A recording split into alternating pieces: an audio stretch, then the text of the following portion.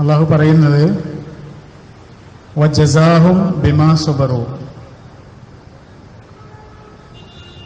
അവർ ക്ഷമിച്ചതുകൊണ്ട് അവർക്കുള്ള പ്രതിഫലം ജന്നത്തൻ വഹരീറ, പട്ടുടയാടകളും പൂന്തോപ്പുകളുമാണ്. ആ വചനത്തിന്റെ ശേഷം പറയുന്നത് ക്ഷമിച്ചവർക്കുള്ള പ്രതിഫലങ്ങളെ കുറിച്ചാണ്. സബർ എന്നുള്ള വാക്കിനെ നമ്മൾ പറയാറുള്ളൊരു പരിഭാഷയാണ് ക്ഷമ. അതത്ര പൂർണ്ണമൊന്നുമല്ല. എന്താണ് സബർ എന്ന് മനസ്സിലാക്കാനുള്ള ഏറ്റവും നല്ല മാർഗം സബറിന്റെ വിപരീതം എന്താണ് എന്ന് പരിശോധിക്കുന്നതായിരിക്കും. സബർ എന്നുള്ളതിന്റെ വിപരീതമായി അറബി ഭാഷയിൽ പ്രയോഗിക്കുന്നത് അജിൽ എന്നാണ്.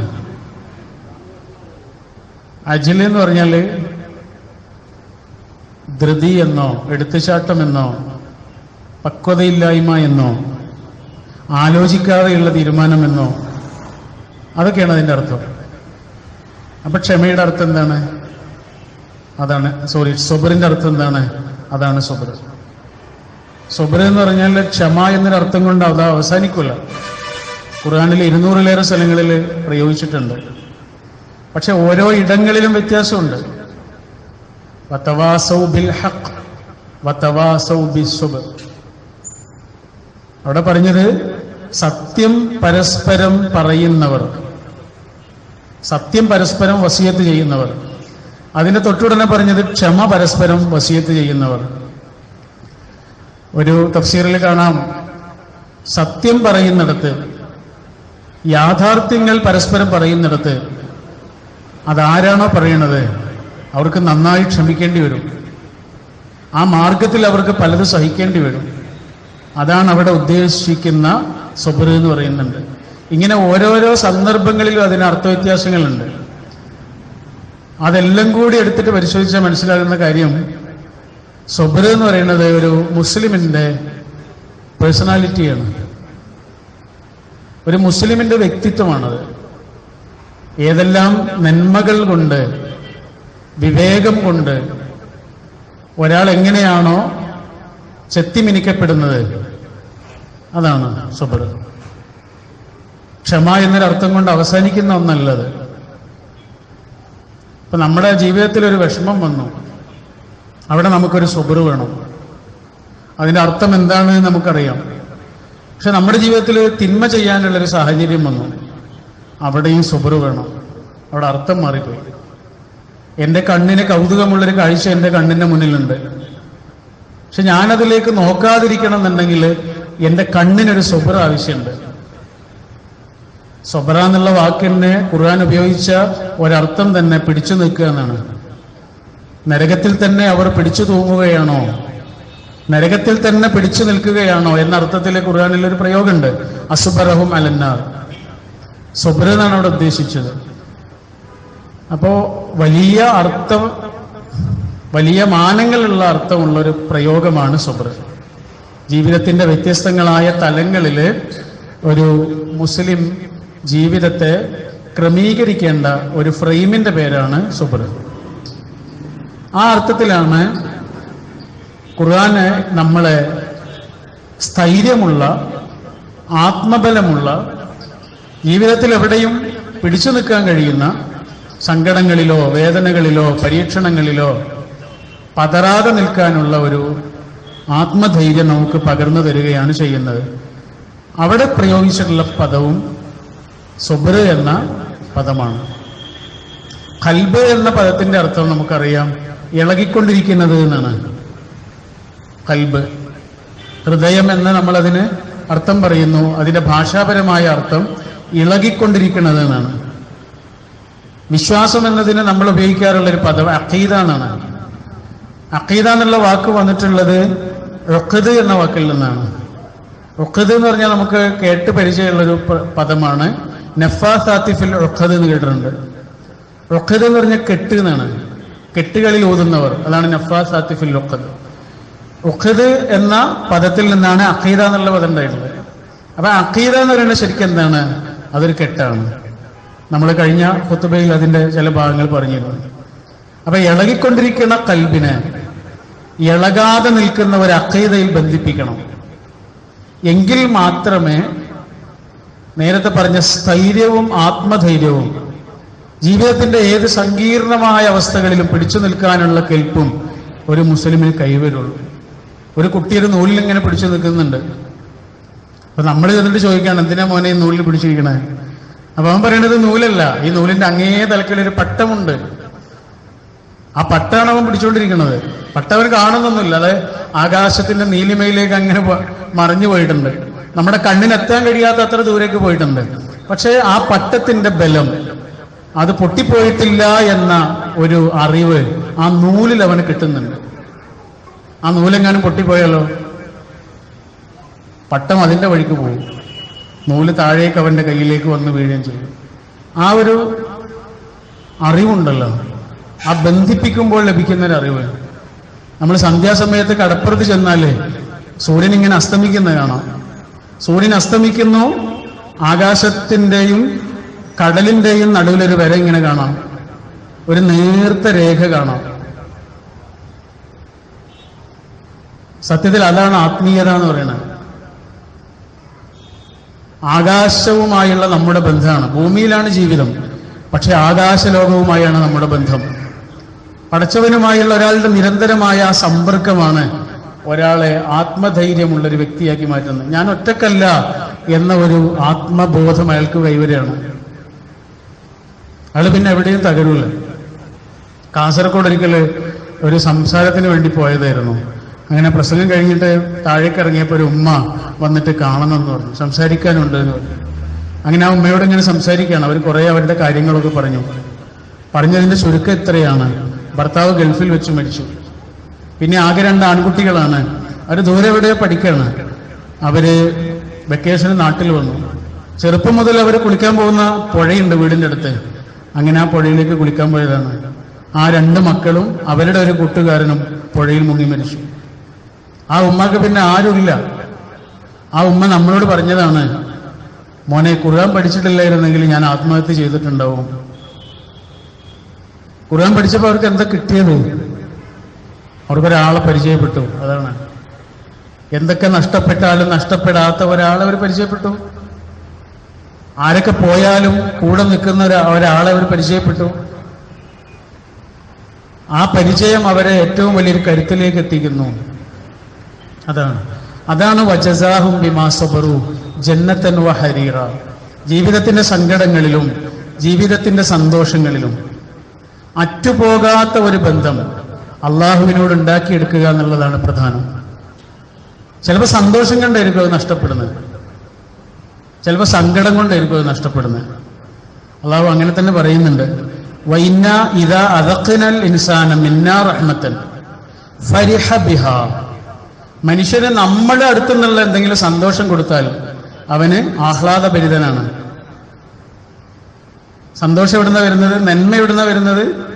റഹ്മത്ത് എന്ന ഉപയോഗിച്ച് കാരുണ്യം, നമ്മുടെ അടുത്ത് നിന്നുള്ള കാരുണ്യം എന്ന് പറഞ്ഞാൽ അള്ളാന്റെ അടുത്ത് നിന്നാണ് കാരുണ്യം സംഭവിക്കുന്നത്. അപ്പൊ മനുഷ്യന് സന്തോഷമാണ്. എന്നാലോ വഹിൻ തുസിബുഹും സയ്യിഅതൻ ബിമാ ഖദ്ദമത് ഐദീഹിം. പക്ഷെ സങ്കടങ്ങൾ എങ്ങനെ വരുന്നത്? സങ്കടങ്ങളിൽ അധിക കാരണങ്ങളും മനുഷ്യൻ തന്നെ ഉണ്ടാക്കുന്നതാണ്.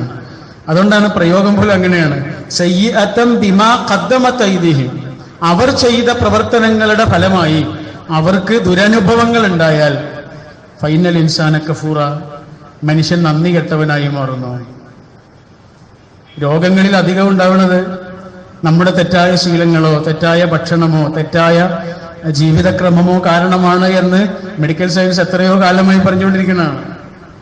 ഇന്ന് ലോകത്ത് കണ്ടുവരുന്ന വലിയ രോഗങ്ങൾ എന്ന് പറയുന്ന രോഗങ്ങളിൽ അധികവും അടുത്തിടെ കണ്ട ഒരു പഠനത്തിൽ പറയുന്നുണ്ട്, ഈ അപകടം പോലെയുള്ള കാര്യങ്ങളല്ലാത്തതെല്ലാം മനുഷ്യന്റെ തെറ്റായ രീതികൾ കൊണ്ട് ജീവിതക്രമങ്ങൾ കൊണ്ട് സംഭവിക്കുന്നതാണ്. ജീവിത ശൈലീ രോഗങ്ങളാണ്. പക്ഷെ അങ്ങനെ രോഗം വന്നാലോ മനുഷ്യൻ അള്ളാഹിനോട് നന്ദി കിട്ടവനാണ്. എനിക്കെന്തിനാണ് രോഗം തന്നെന്ന് ചോദിക്കുക. അനുഗ്രഹങ്ങൾ വരുമ്പോഴോ എനിക്കെന്തിനാണ് തന്നതെന്ന് ചോദിക്കൂലല്ലോ. ഇത്രയും ആൾക്കാരുണ്ടായിട്ട് എന്തിനാ എനിക്ക് മാത്രം ഈ അനുഗ്രഹം തന്നത് എന്ന് മനുഷ്യൻ ചോദിക്കൂല. അപ്പൊ അവൻ എന്താ ചെയ്യുക? ഫരിഹ, അപ്പൊ അവൻ സന്തോഷിക്കും. എന്നാൽ വിഷമങ്ങൾ ഉണ്ടാവുമ്പോഴോ യഥാർത്ഥത്തിൽ ആ വിഷമങ്ങൾ ഉണ്ടായതോ ബിമാ ഖദ്ദമത് ഐദീഹിം, അവന്റെ തന്നെ കാരണങ്ങളുമല്ലാണ്. പക്ഷെ അപ്പോ അവൻ നന്ദി കെട്ടവനുമാകുന്നു. ഒരു കഥ വായിച്ചത് ഓർമ്മയുണ്ട്. കുറെ ഉയരമുള്ള ഒരു കെട്ടിടത്തിന്റെ മുകളിൽ ഒരാൾ കുടുങ്ങിപ്പോയി. അയാൾക്ക് താഴെ ഇറങ്ങണമെന്നുണ്ടെങ്കിൽ താഴെയുള്ള ആരെങ്കിലും മുകളിലേക്ക് വരണം, എന്നിട്ട് അയാളെ രക്ഷിക്കണം. പക്ഷെ താഴെയുള്ള ആളുകൾ അയാൾ എത്ര വിളിച്ചിട്ടും താഴെയുള്ള ആളുകൾ കേൾക്കണില്ല, അത്രയും ദൂരെയാണ്. അപ്പൊ ഇയാൾ ചെയ്യുന്നത്, ഇയാളുടെ കീശയിൽ കുറെ ചില്ലറ നാണയങ്ങളുണ്ട്, അതെടുത്തിട്ട് താഴേക്ക് ഇട്ടു. അത് കാണുമ്പോൾ ആളുകൾ മുകളിലേക്ക് നോക്കുമല്ലോ എന്ന് വിചാരിച്ചിട്ട്. പക്ഷെ ചില്ലറ നാണയങ്ങൾ വീണടക്കുന്നുണ്ടപ്പോൾ ആളുകൾ അതൊക്കെ കീശയിലേക്ക് ഇട്ട് പോയി, ആരും മുകളിലേക്ക് നോക്കില്ല. അങ്ങനെ നാണയങ്ങളൊക്കെ കഴിഞ്ഞു. പിന്നെ ആകെ ഉള്ളത് ചെറിയ കല്ലുകളുണ്ട് അവിടെ. ആ കല്ലുകൾ എടുത്തിട്ട് താഴേക്ക് എറിയാൻ തുടങ്ങി. കല്ലുകൾ വന്ന് തലയിൽ തട്ടിയപ്പോഴാണ് ആളുകൾ മുകളിലേക്ക് നോക്കി. അനുഗ്രഹങ്ങൾ വന്നപ്പോൾ കീശയിലാക്കി പോയി. വിഷമങ്ങൾ വരുമ്പോഴോ മുകളിലേക്ക് നോക്കിയിട്ട് ചോദിക്കും, എനിക്കോ? ഇത്രയൊക്കെ ചെയ്ത എനിക്കോ? ഇത്രയൊക്കെ നിന്റെ മാർഗത്തിൽ കൊടുത്ത എനിക്കോ? ഇത്ര മാത്രമൊക്കെ നിന്റെ മാർഗത്തിൽ പ്രവർത്തിച്ച എനിക്കോ എന്ന ചോദ്യങ്ങളുമായി മുകളിലേക്ക് മനുഷ്യൻ നോക്കും. ഇങ്ങനെ തന്നെ ഖുർആനിൽ പറയുന്നുണ്ട് സൂറത്ത് യൂനുസിൽ, വൈദാ മസ്സൽ ഇൻസാന ദുർറു ദഅനാ ലിജംബിഹി ഖായിദൻ ഔ ഖായിമാ ഫലമ്മാ കശഫനാ അൻഹു ദുർറഹു മർറ കഅല്ലം യദ്ഉനാ ഇലാ ദുർരിൻ മസ്ഊ. മനുഷ്യന് വിഷമങ്ങൾ ഉണ്ടാവുമ്പോൾ അവന് നിന്നും ഇരുന്നും കിടന്നും ചെരിഞ്ഞുമൊക്കെ അല്ലാ അല്ലാ എന്ന് വിളിച്ചുകൊണ്ടിരിക്കും. ആ വിളി കേട്ടിട്ട് അള്ളാഹു എന്ത് ചെയ്യും? ഫലമ്മാ കശഫനാ അൻഹു ദുർറഹു, ആ വിഷമം നീക്കി കൊടുക്കും. ഇത്രയും പ്രാർത്ഥിച്ചവനല്ലേ, അള്ളാഹു ആ വിഷമം നീക്കി കൊടുക്കും. പക്ഷെ അങ്ങനെ വിഷമം നീങ്ങിയാലോ, മർറക അല്ലം യദ്ഉനാ ഇലാ ദുർരിൻ മസ്ഊ. അങ്ങനെ ഒരു വിഷമം വന്നപ്പോ പ്രാർത്ഥിച്ച ആളാണല്ലോ, പടച്ചവനായിട്ട് അന്നൊരു ബന്ധമുള്ള ആളായിരുന്നല്ലോ എന്ന ഓർമ്മ പോലുമില്ലാതെ പിന്നെ അവൻ നടക്കുന്നല്ല പറയണ്ടേ അല്ലേ? മറ എന്നതിന് അവിടെ വേറെ അർത്ഥമാണ്. അതായിരിക്കും മനുഷ്യന്റെ ജീവിത രീതി. പിന്നെ ഇപ്പോൾ സങ്കടങ്ങൾ ഉണ്ടാകുമ്പോൾ മനുഷ്യന്റെ രീതി ഇങ്ങനെയാണ്. സന്തോഷങ്ങൾ ഉണ്ടാകുമ്പോൾ അതിലങ്ങനെ ആനന്ദിക്കുകയും ചെയ്യും. അപ്പോ സന്തോഷങ്ങളിലും സങ്കടങ്ങളിലും സമചിത്തമായൊരവസ്ഥയാണ് അള്ളാഹു നമ്മളോട് ആവശ്യപ്പെടുന്നത്. രണ്ടും പരീക്ഷണമാണ്. രോഗം എന്ന് പറഞ്ഞാൽ പരീക്ഷണം കൊണ്ടുള്ള അനുഗ്രഹമാണ്. ആരോഗ്യം എന്ന് പറഞ്ഞാലോ അനുഗ്രഹം കൊണ്ടുള്ള പരീക്ഷണമാണ്. രണ്ടും അനുഗ്രഹവുമാണ്, രണ്ടും പരീക്ഷണമാണ്. പരീക്ഷണമല്ലാതെ ജീവിതത്തിൽ ഒന്നും സംഭവിക്കണില്ല. അതാണ് സുമ്മ ലതുസ്അലുന്ന യൗമഇദിൻ അനിൻ നഈം. അനുഗ്രഹങ്ങളല്ലാതെ ജീവിതത്തിൽ മറ്റൊന്നും സംഭവിക്കണില്ല. അപ്പൊ ജീവിതത്തിലെ ഏത് നിറങ്ങളിലും നിറങ്ങനെ മാറിക്കൊണ്ടേയിരിക്കുന്നതാണ് ജീവിതം. അപ്പൊ നമ്മൾ അത്യാവശ്യം സ്വസ്ഥമായിട്ട് ഇവിടെ ഇരിക്കുന്നുണ്ടാവും. പക്ഷെ ഒറ്റ ഫോൺ കോൾ മതിയാവും നമ്മുടെ മനസ്സിന്റെ സ്വസ്ഥത തകരാൻ. ഒറ്റ ഫോൺ കോൾ മതിയാകും ആ സ്വസ്ഥത തകർന്ന് സന്തോഷം വരാനും. അത്രയേ ഉള്ളൂ. ജീവിതം ഇങ്ങനെ മാറിക്കൊണ്ടേയിരിക്കും. ഈ നിറം മാറ്റങ്ങളിലെല്ലാം സമചിത്തമായൊരവസ്ഥ അള്ളാഹു നമ്മളോട് ആവശ്യപ്പെടുന്നുണ്ട്. പലപ്പോഴും സന്തോഷങ്ങളിൽ അള്ളാഹനെ മറന്നുപോകും. സങ്കടങ്ങളിൽ കുറച്ചൊക്കെ അള്ളാഹനെ ഓർക്കുകയാണ് ചെയ്യുക ആളുകൾ. സന്തോഷങ്ങൾ അങ്ങനെയല്ല. സന്തോഷങ്ങൾ നമ്മളാണ് മറപ്പിച്ചു കളയും. അതാണ് യമനിലേക്ക് ഗവർണറായി പോകുന്ന സ്വഹാബിയെ വിളിച്ചുകൊണ്ട് റസൂലുള്ളാഹി സ്വല്ലല്ലാഹു അലൈഹി വസല്ലം പറയുന്നുണ്ട്, ഇയ്യാക വത്തനഉം ഫഇന്ന ഇബാദല്ലാഹി ലൈസു ബിൽ മുത്തനഇമീൻ. നിങ്ങൾ പോണത് എന്റെ ഗവർണറായിട്ടാണ്, പ്രവാചകന്റെ ഗവർണറായിട്ടാണ് പോണത്. അപ്പൊ ആളുകളൊക്കെ നിങ്ങളെ നല്ലോണം സ്വീകരിക്കും, നിങ്ങൾക്ക് എല്ലാ സൗകര്യങ്ങളും തരും. അപ്പൊ സൗകര്യങ്ങളിൽ മതിമറക്കരുത് കേട്ടോ. മുആദ് റളിയല്ലാഹു അൻഹുവിനോട് റസൂലുള്ളാഹി പറയാണ്, സങ്കടങ്ങളെ സൂക്ഷിക്കണം കേട്ടോ എന്ന് പറഞ്ഞില്ല, സന്തോഷങ്ങളെ സൂക്ഷിക്കണം കേട്ടോ എന്ന് പറഞ്ഞില്ല. കാരണം നമ്മുടെ ഒരു നേരത്തെ ജമാഅത്ത് നിസ്കാരം നഷ്ടപ്പെടുത്തിയത് നമ്മുടെ ഏതെങ്കിലും ഒരു സന്തോഷമായിരിക്കും. ശരിയല്ലേ? പടച്ചോൻ തന്ന ഏതെങ്കിലും ഒരു അനുഗ്രഹമാണ് അതേ പടച്ചോന് തന്നെ മറക്കാൻ കാരണമാവുന്നത്. അള്ളാഹു തന്ന അനുഗ്രഹങ്ങൾ കാരണം അള്ളാഹനെ മറന്നു പോകുന്നതിനേക്കാൾ വലിയ ഒരു ദുരന്തം വേറെ ഉണ്ടോ എന്ന് ആലോചിച്ച് നോക്കൂ. ഇതാണ് സന്തോഷങ്ങളുടെ അവസ്ഥ. സങ്കടങ്ങളിൽ സംഭവിക്കുന്നത് എന്താണെന്നറിയോ? ഈ സ്വബറിന്റെ തകർച്ചയാണ്. നമ്മൾ വല്ലാതെ ബേജാറായി ധൃതിപ്പെട്ട് നമ്മുടെ പ്രശ്നങ്ങൾ പരിഹരിക്കാത്തതിന്റെ പേരിൽ വിഷമങ്ങൾ ഒന്നിനു പിറകെ ഒന്നായി വരുന്നതിനെ കുറിച്ചൊക്കെ നമ്മൾ വല്ലാതെ ആശങ്കപ്പെടും. പക്ഷെ കുറച്ചു കാലം കഴിയുമ്പോഴാണ് നമുക്ക് മനസ്സിലാകുക അതിൽ നിന്നൊക്കെ വലിയ പാഠങ്ങളൊക്കെ നമ്മൾ പഠിച്ചിട്ടുണ്ട് എന്നുള്ളത്. നമ്മുടെ ജീവിതത്തിൽ അനുഭവിച്ച വിഷമങ്ങളെന്നാൽ ദുരന്തങ്ങളായിരുന്നില്ല എന്നും അതൊക്കെ ജീവിതമായിരുന്നു എന്നും നമ്മൾ കുറച്ചു കാലം കഴിയുമ്പോൾ അറിയും. അതൊന്നും ദുരന്തങ്ങളൊന്നായിരുന്നില്ല, അതൊക്കെയായിരുന്നു ജീവിതം. നമ്മൾ അനുഭവിച്ച ഏതൊരു സങ്കടങ്ങളും നമ്മളെ കുറച്ചുകൂടി മെച്ചപ്പെട്ട ഒരവസ്ഥയിലേക്കാണ് എത്തിച്ചിട്ടുള്ളത്. അപ്പൊ സങ്കടങ്ങളോടുള്ള നമ്മുടെ സമീപനം എന്താണ്? സന്തോഷങ്ങളോടുള്ള നമ്മുടെ സമീപനം എന്താണ്?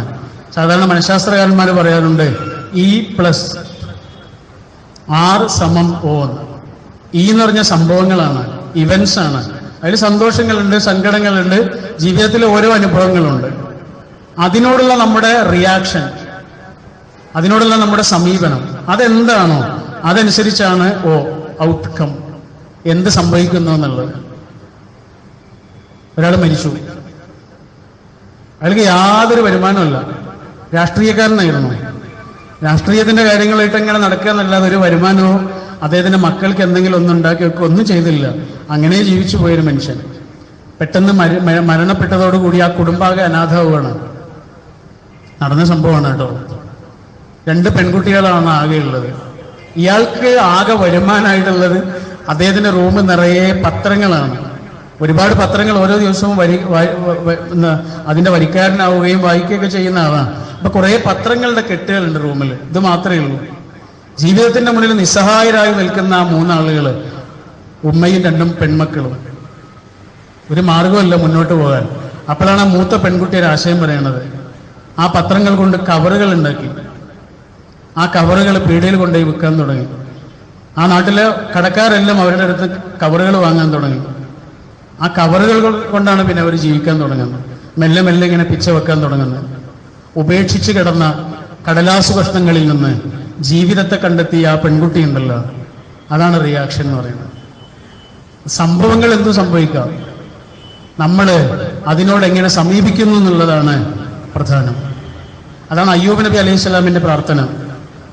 വഅന്നീ മസ്സനിയദ്ദുർറു വഅൻത അർഹമുർ റഹീമീൻ. പടച്ചോനെ, എനിക്ക് വിഷമങ്ങളൊക്കെ ഉണ്ടായിട്ടുണ്ട്, പക്ഷെ എന്നാലും നിന്റെ കാരുണ്യത്തിൽ എനിക്ക് യാതൊരു സംശയമില്ല. ഒരു പ്രവാചകന്റെ പ്രാർത്ഥനയാണ്. പടച്ചോനെ, എനിക്ക് സങ്കടങ്ങളൊക്കെ ഉണ്ടായിട്ടുണ്ട്, എന്നാലും നീ കാരുണ്യവാന്മാരിൽ വെച്ച് ഏറ്റവും വലിയ കാരുണ്യവാനാണ്, എനിക്കതിൽ യാതൊരു സംശയമില്ല. അതോടുകൂടി അനുഗ്രഹങ്ങൾ തിരിച്ചു വരാനാണ് തുടങ്ങുന്നത്. നമ്മുടെ ഈ വാക്കുകൾക്കൊക്കെ വലിയ വിലയുണ്ട്. അതുകൊണ്ടാണ് ഖുർആനിൽ അങ്ങനെ തന്നെ ഒരു ആയത്തുണ്ട്. മനുഷ്യന് നാം വിഷമങ്ങൾ കൊടുക്കും, ആ വിഷമങ്ങൾ കൊടുക്കും, സങ്കടങ്ങൾ കൊടുക്കും. അവരിൽ എത്ര പേർക്ക് സഹിക്കാൻ കഴിയുമെന്നറിയുന്നത് വരെ കൊടുക്കും. അതിന് തൊട്ടടുത്ത ആയത്ത് എന്താണെന്നറിയോ? വലനബലുവ അഖ്ബാറക്കും എന്നാണ്. വലനബലുവ അഖ്ബാറക്കും, അവരുടെ സംസാരങ്ങളെയും നാം പരീക്ഷിക്കുന്നുണ്ട് എന്നാണ്. അത്രേ ഉള്ളൂ. അതെന്തായിരിക്കും? സങ്കടങ്ങളൊക്കെ വരുന്ന സമയത്ത് നമ്മൾ എന്ത് പറയുന്നു, ആ പറച്ചിലിന് വലിയ ആഘാതങ്ങൾ ഉണ്ടാക്കാൻ കഴിയും നമ്മുടെ ജീവിതത്തിൽ. ചെറിയ ആഘാതമൊന്നുമല്ല. മുമ്പ് നമ്മൾ പറഞ്ഞിട്ടുണ്ടോ എന്ന് എനിക്ക് ഓർമ്മയില്ല. കുവൈത്തിലുള്ള നമ്മുടെ സുഹൃത്ത് പറഞ്ഞ അനുഭവമാണ്. അദ്ദേഹത്തിന്റെ മകൻ കല്യാണം കഴിച്ച് പേരക്കുട്ടി ഉണ്ടാവാൻ കുറച്ച് താമസമായി. കുറച്ച് വൈകിട്ടാണ് ആ സന്തോഷ വാർത്ത ഉണ്ടാവുന്നത്. സ്വാഭാവികമായിട്ട് അവർക്കൊക്കെ വല്ലാതെ സന്തോഷമായി. ഓരോ മാസവും പോയിട്ട് സ്കാൻ ചെയ്യുന്നുണ്ട്. ഡോക്ടർ പറഞ്ഞു യാതൊരു കുഴപ്പമില്ല, സുഖപ്രസവമായിരിക്കും എന്നിങ്ങനെ പറയാം. 9ാമത്തെ മാസം സ്കാൻ ചെയ്തു. അപ്പോഴാണ് ഡോക്ടർ പോലും അത്ഭുതപ്പെട്ടിട്ട് പറയണത്, സുഖപ്രസവം നടക്കൂല. കുട്ടി ഒന്ന് തിരിഞ്ഞു കിടന്നാലേ സുഖപ്രസവം നടക്കുള്ളൂ. കുട്ടി തിരിഞ്ഞു പോയിട്ടുണ്ട്. ഒന്നുകൂടെ തിരിഞ്ഞു കിടന്നാലേ സുഖപ്രസവം നടക്കുള്ളൂ, അല്ലെങ്കിൽ ഓപ്പറേഷൻ വേണ്ടി വരും. അങ്ങനെ ഓപ്പറേഷൻ തന്നെ നിശ്ചയിക്കുകയാണ്. ഓപ്പറേഷന് വേണ്ടിയിട്ട് ആശുപത്രിയിലേക്ക് കൊണ്ടുപോകാൻ വേണ്ടിയിട്ട് ഒരുക്കം ആയി, എല്ലാം റെഡിയായി ഇരിക്കുകയാണ്. ആ സമയത്താണ് ആ വീട്ടിൽ ആരോ ഒരാളിങ്ങനെ എന്തോ പറയുന്നുണ്ട്. പഠിച്ചവനെ കുറിച്ച് അത്ര തൃപ്തികരമല്ലാത്ത കാര്യങ്ങൾ പറയുന്നുണ്ട്. പഠിച്ചവൻ നമുക്ക് തന്നെയാണല്ലോ ഈ വിഷമങ്ങൾ തന്നതെന്നൊക്കെ ഉള്ള രീതിയിൽ. അപ്പോഴാണ് ആ പെൺകുട്ടി ഒരു വാക്ക് പറഞ്ഞത്. 20-21 വയസ്സ് പ്രായമുള്ളൊരു കുട്ടിയാണ്. അവള് പറയാണ്, ഉമ്മ അങ്ങനൊന്നും പറയണ്ട.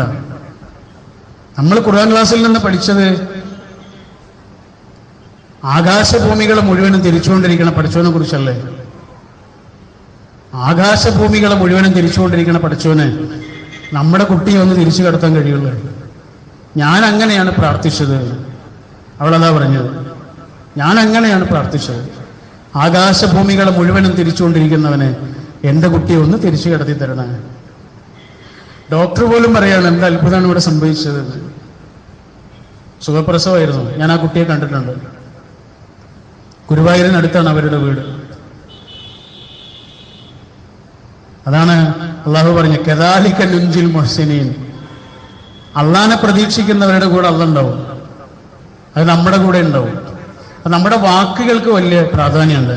നിങ്ങൾ ആലോചിച്ചപ്പോൾ സൂറത്ത് യൂസുഫിലെ യാക്കൂബ് നബി അലൈഹി സ്വലാമിന്റെ അനേകം വാക്കുകളുണ്ട്. അതില് അദ്ദേഹത്തിന്റെ മക്കൾ വന്നിട്ട് നബിയോട് ചോദിക്കുന്നുണ്ട്, യൂസുഫിനെ ഞങ്ങൾ കൊണ്ടുപോട്ടെ, ഞങ്ങളുടെ കൂടെ വിട്ടാൽ ഞങ്ങൾ അവനെ ശരിക്കും നോക്കിക്കോളാം എന്ന് പറയുന്നുണ്ട്. അപ്പോ യാക്കൂബ് നബി അലൈഹി സ്വലാമിന്റെ ഒരു വാക്കുണ്ട്, എന്താണ്? എനിക്ക് അവന് ചെന്നായ കടിക്കോ ചെന്നായ പിടിക്കോ എന്നെനിക്ക് പേടിയുണ്ട്. ചെന്നായ പിടിച്ചു എന്ന് വന്നിട്ട് പറഞ്ഞു അവർ. എന്തായാലും യൂസുഫ് നബി അലൈഹി സ്വലാമിനെ നഷ്ടപ്പെട്ടു. ചെന്നായ പിടിച്ചു എന്ന് തന്നെയാണ് അവർ വന്ന് പറഞ്ഞത്. ചെന്നായ കടിക്കുമോ ചെന്നായ പിടിക്കുമോ എന്നാണ് എൻ്റെ പേടി എന്ന് യാക്കൂബ് നബി പറഞ്ഞു. യൂസുഫ് എന്ന മകനെ നഷ്ടപ്പെട്ടു. എന്നാൽ കുറെ പേജുകൾ മറിച്ചാല് യാക്കൂബ് നബിയുടെ മറ്റൊരു വാക്കുണ്ട്. അതെന്താണ്? ഇന്നമാ അശ്കു ബത്തി വഹുസ്നി ഇലല്ലാഹ്. എന്റെ സങ്കടങ്ങളും എന്റെ വ്യഥകളും ഒക്കെ ഞാൻ എൻ്റെ പടച്ചോനെ കേൾപ്പിക്കുന്നു എന്ന് പറഞ്ഞു. പിന്നെ സംഭവിക്കുന്ന എന്താണെന്നറിയോ? യൂസുഫ് എന്ന കുട്ടിയെ തിരിച്ചു കിട്ടുന്നു. വാക്കുകൾ തമ്മിലുള്ള വ്യത്യാസമാണത്. അപ്പൊ സങ്കടങ്ങളിൽ നമ്മൾ പ്രയോഗിക്കുന്ന പദങ്ങള്, പടച്ചോനെ കുറിച്ച് പറയുന്ന വാക്കുകള്, ഇതിനൊക്കെ വലിയ പ്രാധാന്യമുണ്ട്. ഖുർആനിന്റെ നിർദ്ദേശം തന്നെ വദഊഹു ഖൗഫൻ വത്വമഅ, നിങ്ങൾ പ്രാർത്ഥിക്കേണ്ടത് ആർത്തിയോടെയാണ് എന്ന് ഖുർആൻ പറയുന്നുണ്ട്. ആർത്തിയോടെ പ്രാർത്ഥിക്കണം, ഭയത്തോടെയും പ്രാർത്ഥിക്കണം. ഇന്ന റഹ്മത്തല്ലാഹി ഖരീബുൻ മിനൽ മുഹ്സിനീൻ. അള്ളാഹുവിന്റെ കാരുണ്യം നല്ല മനുഷ്യരുടെ തൊട്ടടുത്തുണ്ട് കേട്ടോ. എങ്ങനെയാണ് പ്രാർത്ഥിക്കേണ്ടത്? ആർത്തിയോടെയാണ് പ്രാർത്ഥിക്കേണ്ടത്. ആധുനിക കാലത്ത് നടക്കുന്ന ഏറ്റവും വലിയ പഠനം എന്താണെന്നറിയോ? മനുഷ്യൻ ആർത്തിയോടെ ഒരു കാര്യം ആഗ്രഹിച്ചാൽ അത് സംഭവിക്കുന്നതാണ്. ഈ പ്രാർത്ഥനയുടെയും വലിയൊരു ഫലം എന്താണ്? ഒരാൾ എത്ര അദമ്യമായി അത് ആഗ്രഹിക്കുന്നുണ്ടോ അത് സംഭവിച്ചിട്ടുണ്ടോ. ലോ ഓഫ് അട്രാക്ഷൻ എന്നാണ് ആ ഒരു തിയറിക്ക് പറയുന്നത്. സീക്രട്ട് എന്നൊരു പുസ്തകമൊക്കെ ഇറങ്ങിയിട്ടുണ്ട്. ഒരുപാട് ആളുകൾ അവരുടെ ജീവിതത്തിൽ എത്ര ആർത്തിയോടെയാണോ ആഗ്രഹിച്ചിട്ടുള്ളത് ആ കാര്യങ്ങളൊക്കെ സംഭവിച്ചിട്ടുണ്ട്. ആ പ്രാർത്ഥനയെ കുറിച്ചുള്ള അള്ളാഹുവിന്റെ നിർദ്ദേശത്തിൽ വളരെ പ്രധാനമാണ്. വദഊഹു, നിങ്ങൾ അവനോട് പറയേണ്ടത്, നിങ്ങൾ അവനെ തേടേണ്ടത് ഖൗഫൻ വത്വമഅ, ഉള്ളിന്റെ ഉള്ളിൽ നിന്നുള്ള ആർത്തിയോടെയും അവനെ സംബന്ധിച്ചുള്ള ഭയത്തോടെയുമാണ്. അള്ളാഹുവിനെ കുറിച്ചുള്ള ഭയം, അള്ളാഹുവിന്റെ കാരുണ്യത്തെക്കുറിച്ചുള്ള ആർത്തിയും ആഗ്രഹവുമാണ് ഉണ്ടാവേണ്ടത്. പ്രാർത്ഥന കൊണ്ടാണ് ജീവിതം മാറുക. വിധിയെപ്പോലെ അള്ളാഹു മാറ്റും എന്നാണ് ഹദീസിലുള്ളത്. ലാ യറുദ്ദുൽ ഖളാഉ ഇല്ലാ ബിദുആ. അള്ളാഹുവിനോടുള്ള നമ്മുടെ പ്രാർത്ഥന കൊണ്ടല്ലാതെ ഒരു വിധിയെപ്പോലെ അള്ളാഹു മാറ്റൂല. അപ്പൊ നമ്മൾക്കൊരു അപകടം വരണമെന്ന് അള്ളാഹു നിശ്ചയിച്ചിട്ടുണ്ട്. പക്ഷെ നമ്മുടെ ഉമ്മാന്റെ അല്ലെങ്കിൽ നമ്മുടെ ഉപ്പാന്റെ അല്ലെങ്കിൽ നമ്മുടെ പ്രിയപ്പെട്ടവരുടെ ഉള്ളിന്റെ ഉള്ളിൽ തട്ടിയുള്ള ഒരു പ്രാർത്ഥന, അള്ളാഹുവേ എൻ്റെ കുട്ടിയെ നീ ഒരപകടത്തിലും പെടുത്തരുത് എന്ന ഉമ്മാന്റെ ഒരു പ്രാർത്ഥന മതിയാവും. അള്ളാഹു നിശ്ചയിച്ചൊരു അപകടത്തെ അള്ളാഹു മാറ്റിയിട്ടുണ്ടാവും. ഹദീസാണ്. അതാണ് ഈ മറ്റുള്ളവർ നമുക്ക് വേണ്ടി പ്രാർത്ഥിക്കുന്നതിൻ്റെ ഒക്കെ പുണ്യം. അപ്പൊ ഞാൻ എനിക്ക് വേണ്ടി പ്രാർത്ഥിക്കുന്നതിനേക്കാൾ പ്രധാനമാണ് മറ്റൊരാൾ എനിക്ക് വേണ്ടി പ്രാർത്ഥിക്കുന്നത്. അങ്ങനെയുണ്ട് ഹദീസിൽ. മലക്കുകൾ നെറുകയിലിരുന്നിട്ട് ആമീൻ പറയുന്നതാണ്. ഈ ഉമ്മ ഉപ്പ എന്നൊക്കെ പറഞ്ഞാലേ ജീവിച്ചിരിക്കുമ്പോഴുള്ള ഏറ്റവും വലിയ പ്രത്യേകത അതാണ്. നമുക്ക് വേണ്ടി ഉപാധികളില്ലാതെ അവർ പ്രാർത്ഥിക്കും. നമ്മൾ വിഷമിപ്പിക്കുകയാണെങ്കിൽ പോലും അവർ നമുക്ക് വേണ്ടി പ്രാർത്ഥിക്കുക ചെയ്യാം. അള്ളാഹു എൻ്റെ കുട്ടി എന്നെ വിഷമിപ്പിച്ചിട്ടുണ്ട്, അതിൻ്റെ പേരിൽ നീ അവനെ വിഷമിപ്പിക്കല്ലോ എന്നാ പ്രാർത്ഥിക്കുക. ഉമ്മ ഉപ്പ ഒക്കെ ജീവിച്ചിരിക്കുന്നതിൻ്റെ പുണ്യം അതാണ്. അതില്ലാത്തവർക്ക് അതിൻ്റെ വിഷമം അറിയുള്ളൂ. ഈ പറയുന്ന ആൾക്ക് അത് മനസ്സിലാവുന്നുണ്ട്. അതുകൊണ്ടാണ് പ്രാർത്ഥന കൊണ്ടല്ലാതെ നമ്മുടെ ഒരു വിധി അള്ളാഹു മാറ്റുകയില്ല എന്ന് ഖുർആൻ പറയുന്നുണ്ട്. അപ്പൊ ദുഃഖിച്ചിരിക്കുന്ന നിമിഷങ്ങളെ പ്രാർത്ഥിച്ചിരിക്കുന്ന നിമിഷങ്ങളാക്കിയാൽ ജീവിതാകെ മാറിപ്പോകും. അത്രയേ ഉള്ളൂ. നമ്മൾ ദുഃഖിച്ചിരിക്കുന്ന നിമിഷങ്ങളുണ്ടല്ലോ, അതിനെ പ്രാർത്ഥിച്ചിരിക്കുന്ന നിമിഷങ്ങളാക്കി മാറ്റിയാൽ ജീവിതം മാറും, അത്ഭുതങ്ങൾ സംഭവിക്കും. എനിക്കറിയുന്നൊരു കുടുംബം, 6 മക്കളുള്ള ഒരു ഉമ്മ. 6ാമത്തെ കുട്ടി 1.5 വയസ്സ് മാത്രം പ്രായമുള്ളൂ. കുറച്ച് വർഷങ്ങൾക്ക് മുമ്പാണ്, 38 കൊല്ലങ്ങൾക്ക് മുമ്പാണ്. നല്ല മഴ പെയ്തൊരു ദിവസം, മഴയും കാറ്റും ഇടിയൊക്കെ ഉള്ളൊരു ദിവസമാണ്. അങ്ങനെ കാറ്റും ഇടിയും മഴയൊക്കെ മെല്ലെ കുറഞ്ഞപ്പോൾ ഈ ഉമ്മ തൊടിയിലേക്ക് ഇറങ്ങി. എന്നിട്ട് തൊടിയിൽ വിറകൊക്കെ ഇങ്ങനെ കൂട്ടുന്നതിനിടയിൽ ഈ ഇലക്ട്രിക്കൽ വയറൊക്കെ അതിലൂടെ വീണ് കിടക്കുന്നുണ്ട്. അവർ കണ്ടിട്ടില്ല. ഏതൊരു വയറിൽ തട്ടിയിട്ട് ഷോക്കടിച്ച് തൽക്ഷണം മരിച്ചുപോയി. ആ 6 കുട്ടികളുടെ കരച്ചിലായിരുന്നു പിന്നെ ആ വീട് നിറയെ. 1.5 വയസ്സ് മാത്രം പ്രായമുള്ള ചെറിയ കുഞ്ഞുണ്ട്, മുലകുടി പ്രായം കഴിഞ്ഞിട്ടില്ലാത്ത കുട്ടിയാണ്. ഈ 6 കുട്ടികൾക്കും പിന്നെ ആകെ ഉള്ളത് ഒരു ഉമ്മയാണ്, വാപ്പയും വാപ്പയുടെ ഉമ്മയും മാത്രമാണ്. ഈ ഉമ്മയാണ് പിന്നെ ഈ കുട്ടികളെ നോക്കുന്നത്, ഉമ്മമ്മ. ഈ 1.5 വയസ്സുള്ള കുട്ടിയെ ഉമ്മമ്മ ഇങ്ങനെ മാറത്തോട് ചേർത്ത് പിടിച്ചിട്ട് ഉറക്കുകയും ഭക്ഷണം കൊടുക്കുകയും എല്ലാ സമയവും ഉമ്മാന്റെ മനസ്സ് മുഴുവനും ആ കുട്ടിയാണ്. ആ ഉമ്മ ആകെ പ്രാർത്ഥിച്ചിരുന്നത് ഇതാണ്: പഠിച്ചോനെ, എന്റെ ഈ കുട്ടിക്ക് സ്വന്തം കാര്യങ്ങളൊന്നും ചെയ്യാൻ കഴിയുന്നത് വരെ എന്നെ നീ മരിപ്പിക്കല്ലേ എന്നാ പ്രാർത്ഥിച്ചത്. നിങ്ങൾക്ക് കേൾക്കണോ? ഒരു 70 വയസ്സെങ്കിലും പ്രായം ഉണ്ടാവും അന്ന് ആ ഉമ്മയ്ക്ക്. അവരുടെ മാറിടത്തിൽ നിന്ന് മുലപ്പാല് കിനിഞ്ഞു. ആ കുട്ടി മുലപ്പാല് കുടിച്ചു. കാരണം ഉമ്മയെക്കുറിച്ചുള്ള ഓർമ്മ കാരണം ഈ കുട്ടി ഇങ്ങനെ മാറിടത്തിലേക്ക് ഇങ്ങനെ പോവുകയും മുലപ്പാല് കുടിക്കാൻ ശ്രമിക്കുകയും ചെയ്യും. ആ ശ്രമത്തിനൊടുവിൽ കുട്ടിക്ക് മുലപ്പാല് കിട്ടാൻ തുടങ്ങിയത്. നിങ്ങൾ വിശ്വസിക്കുമോ? നമ്മുടെ ഉമ്മമ്മയാണത്. എളാപ്പാന്റെ മോന് ഇന്ന് 10-40 വയസ്സായി. അവനൊരു ഹയർ സെക്കൻഡറി സ്കൂളിൽ അധ്യാപകനാണ്. ഇതൊക്കെ എന്താണ്? ഇതൊക്കെയാണ് പ്രാർത്ഥന എന്ന് പറയുന്നത്. ഒരു മെഡിസിൻ കൊണ്ടും കിട്ടില്ല ഇതൊന്നും. ആത്മധൈര്യം വേറൊന്നാണ്. അത് അവിടെ നിന്ന് അങ്ങോട്ട് കിട്ടണം. അത് നമ്മൾ എത്ര അങ്ങോട്ട് നമ്മുടെ കണക്ഷൻ പോകുന്നുണ്ട് അത്രയും ഇങ്ങോട്ട് വരും. അങ്ങോട്ടില്ലാതെ അങ്ങോട്ട് കിട്ടില്ല. അള്ളാഹുവിനെ പ്രതീക്ഷിക്കുന്നവരുടെ കൂടെ അള്ളാഹു ഉണ്ടോ? അല്ലാത്തവരുടെ ഉത്തരവാദിത്തം അള്ളാഹു ഏറ്റെടുത്തിട്ടില്ല. നമ്മളാണ് അള്ളാഹുവിൽ നിന്ന് ഇങ്ങനെ അകലുന്നത്. അള്ളാഹ് അകലുന്നില്ല, അള്ളാഹ് അവിടെ കാത്തിരിക്കുന്നുണ്ട് നമ്മളെ. നമ്മൾ വരുമ്പോൾ അത്രയും സന്തോഷിക്കുകയും ചെയ്യുന്നുണ്ട്. അപ്പൊ ആ കണക്ഷൻ വിടാതിരിക്കുക എന്നുള്ളതാണ്. നമ്മുടെ സന്തോഷങ്ങൾ കൊണ്ടോ സങ്കടങ്ങൾ കൊണ്ടോ, ചിലപ്പോൾ സന്തോഷങ്ങൾ കൊണ്ടായിരിക്കും അതില്ലാതായി പോകുന്നത്, ചിലപ്പോൾ സങ്കടങ്ങൾ കൊണ്ടായിരിക്കും അതില്ലാതായി പോകുന്നത്. സങ്കടങ്ങൾ കൊണ്ടോ സന്തോഷങ്ങൾ കൊണ്ടോ തകരാത്ത ഒരാത്മധൈര്യം, തകരാത്ത ഒരാത്മബന്ധം, തകരാത്ത ഒരു സ്ഥൈര്യം പടച്ചവനോടുള്ള ബന്ധം കൊണ്ട് നമുക്കുണ്ടാവണം.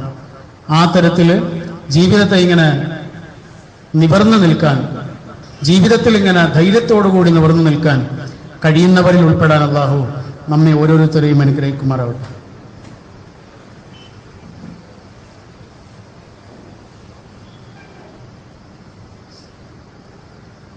അൽഹംദുലില്ലാ ഹംദൻ കസീറൻ തയ്യിബൻ മുബാറകൻ ഫീഹി വസ്സലാത്തു വസ്സലാമു അലാ റസൂലിൽ കരീമിൽ അമീൻ വഅലാ ആലിഹി വഅസ്ഹബിഹി വസല്ലം. വളരെ പ്രിയമുള്ള സഹോദരന്മാരെ, സഹോദരികൾ, അള്ളാഹുവിനെ സൂക്ഷിച്ചുകൊണ്ട് ജീവിക്കണമേ എന്ന് ഒരിക്കൽ കൂടി ഉണർത്തുകയാണ്. പറഞ്ഞു വന്നത് അത്രയുമാണ്. അള്ളാഹുവിനോടുള്ള ഒരാളുടെ ബന്ധം അയാളെ കൂടുതൽ കെൽപ്പുള്ള ഒരാളാക്കി മാറ്റുന്നു, തോറ്റാലും കരയാത്ത ഒരാളാക്കി മാറ്റുന്നു, ജീവിതത്തിൽ തെറ്റിപ്പോകാത്ത ഒരാളാക്കി മാറ്റുന്നു. തെറ്റിപ്പോകാതെയും തോറ്റുപോകാതെയും നമ്മളെ ഇങ്ങനെ ഉറപ്പിച്ചു നിർത്തുന്നു. അപ്പം നമ്മുടെ സങ്കടങ്ങളിൽ നമ്മൾ കരയൊന്നും വേണ്ട, കണ്ണ് കരയൊക്കെ ചെയ്യും, പക്ഷെ നമ്മുടെ ഉള്ളിൽ പെടയണ്ട. പക്ഷെ നമ്മൾ കരയേണ്ടതും സങ്കടപ്പെടേണ്ടതും മറ്റുള്ളവരുടെ സങ്കടങ്ങൾ കാണുമ്പോഴാണ്. ജീവിതത്തിൽ വിഷമങ്ങളിലൂടെയും ദുഃഖങ്ങളിലൂടെയും കടന്നുപോകുന്ന മനുഷ്യരുണ്ട്. എങ്ങനെ തിരിഞ്ഞു നോക്കിയാൽ ഒരു സമാധാനമില്ലാത്ത മനുഷ്യരുണ്ട്. വിഷമങ്ങൾക്കുമേൽ വിഷമങ്ങൾ വന്ന് ജീവിതമാകെ വാടി നിൽക്കുന്ന മനുഷ്യരുണ്ട്. അവരെ ഇങ്ങനെ ചേർത്ത് പിടിക്കുക എന്നുള്ള ഒരു ഉത്തരവാദിത്വം വളരെ പ്രധാനമാണ്. ഈ വീണ് കിടക്കുന്നവരുടെ കൂടെ നിൽക്കുക. തണുപ്പുള്ള സ്ഥലത്തേക്ക് യാത്ര പോയ 2 ആളുകളുടെ കഥയുണ്ട്. നല്ല തണുപ്പാണ്, മഞ്ഞിന്റെ മഴയാണ്. ചെറിയൊരു വിളക്കം കൊണ്ട് ഇങ്ങനെ മുന്നോട്ട് പോകുമ്പോഴാണ് മുന്നിലൊരാൾ കിടക്കുന്നത്. അയാൾക്ക് ജീവനുണ്ടോ അല്ലേന്ന് അറിയില്ല. ഈ 2ൽ ഒരാൾ അവിടെ ഇരുന്നു. എന്നിട്ട് ഇയാളെ കൈ ഇങ്ങനെ തിരുമ്മി കൊടുത്തു. കൈ തിരുമ്മിട്ട് ചൂടായാൽ ഇയാളൊന്ന് അനങ്ങുമല്ലോ എന്ന് വിചാരിച്ചിട്ട്. പക്ഷെ എത്രയായിട്ടുള്ള അനങ്ങുന്നില്ല. മറ്റേയാൾ പറഞ്ഞു, നമുക്ക് പെട്ടെന്ന് പോകാം, അല്ലെങ്കിൽ നമ്മൾ അയാളെ പോലെ ആവും. പക്ഷെ ഇയാൾക്ക് അവിടെ നിന്ന് എഴുന്നേൽക്കാൻ കഴിയണില്ല. ഇയാൾ ഇദ്ദേഹത്തെ ഇങ്ങനെ ശുശ്രൂഷിച്ചുകൊണ്ടിരിക്കുകയാണ്. മറ്റേയാൾ ഓടിപ്പോയി. എത്ര സമയം കഴിഞ്ഞിട്ട് ഇയാൾ എഴുന്നേൽക്കുന്നില്ല. പക്ഷെ ഇയാൾക്ക് ഈ ആളെ അവിടെ ഉപേക്ഷിച്ച് പോകാൻ കഴിയുന്നില്ല. അങ്ങനെ ഈ കിടക്കുന്ന ആളെ തോളിലിട്ടിട്ട് ഇയാൾ നടക്കാൻ തുടങ്ങി. ആ നടത്തത്തിന്റെ വേഗതയുടെ ഇടയിൽ ശരീരം ചൂടാകാൻ തുടങ്ങി, ഷോൾഡർ ചൂടായി. ആ മുകളിൽ കിടക്കുന്ന ആളും എല്ലാം അനങ്ങാൻ തുടങ്ങി. അയാൾക്ക് ജീവനുണ്ട്. അയാൾ പുറത്തിറങ്ങി, താഴെ ഇറങ്ങി, അദ്ദേഹത്തോട് നന്ദി പറഞ്ഞു. ഒരുമിച്ച് നടക്കാൻ തുടങ്ങുകയാണ്. കുറെ ദൂരം മുന്നോട്ട് പോയപ്പോണ്ട് നേരത്തെ ഓടിപ്പോയ ആൾ അവിടെ വീണ് കിടക്കുന്നത്. എങ്ങോട്ടായി ഓടിപ്പോകുന്നത്? വീണ് കിടക്കണ മനുഷ്യർ എത്രയോ ഉണ്ട്. ഈ മദീനയെ കുറിച്ച് നമ്മൾ വലിയ ആനന്ദത്തോടെയും സന്തോഷത്തോടെയും പറയല്ലോ. മദീന എന്നുള്ളത് ഒരു രാജ്യത്തിന്റെ പേരൊന്നുമല്ല, ഒരു നാടിന്റെ പേരൊന്നുമല്ല. മദീന എന്നുള്ളത് എന്റെയും നിങ്ങളുടെയും ഒക്കെ ഉള്ളിലുണ്ടാകേണ്ട ഒരു കനിവുള്ള ദേശത്തിന്റെ പേരാണ്. ഒരു മനുഷ്യന്റെ ജീവിതത്തിലെങ്കിലും നമ്മളൊരു മദീനയാകണം.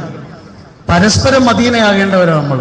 വിശക്കുന്നൊരു മനുഷ്യന്, ദാഹിക്കുന്നൊരു മനുഷ്യന് ജൂൺ മാസം എത്തുമ്പോഴേക്കും മക്കൾക്ക് നല്ല വസ്ത്രവും നല്ല പുസ്തകങ്ങളും നല്ല കുടയും ഉടുപ്പുകളും വാങ്ങിക്കൊടുക്കാൻ കഴിയാതെ, ഒരു നോമ്പുകാലം വരുമ്പോൾ നല്ല ഭക്ഷണം ഉണ്ടാക്കാൻ കഴിയുമോ എന്ന ആശങ്കയോടുകൂടി കഴിയുന്ന മനുഷ്യര്, ഒരു മഴക്കാലം വരുമ്പോൾ, ഒരു വേനൽ വരുമ്പോൾ, ജീവിതത്തിൽ ഏത് സങ്കടങ്ങളും ഏറ്റവും കൂടുതൽ അനുഭവിക്കുന്ന ആരായിരിക്കും?